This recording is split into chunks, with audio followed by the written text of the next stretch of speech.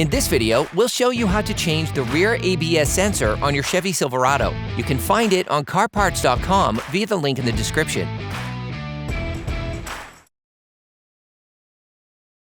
Use a flathead screwdriver to unclip all the clips that hold the ABS sensor cable in place. You can use a fork to help you.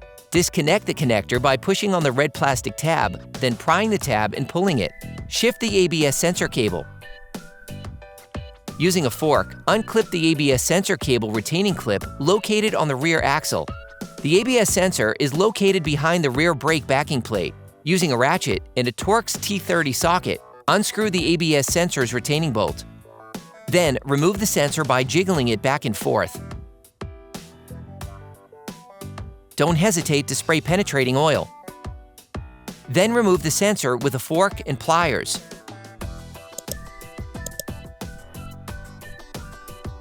Hey, it's Alex from CarParts.com. For great content, our best price, and fast shipping, download the CarParts.com app now.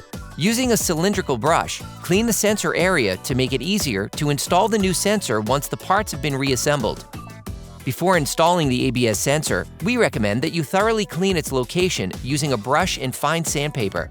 Finish with brake cleaner and wipe with a paper towel.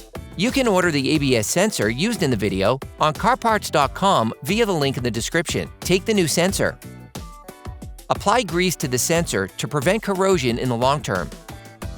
Insert the sensor into its housing.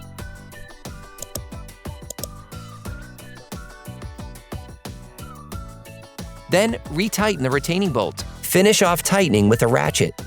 Clip the ABS sensor cable back on the rear axle. Plug the electrical connector back in.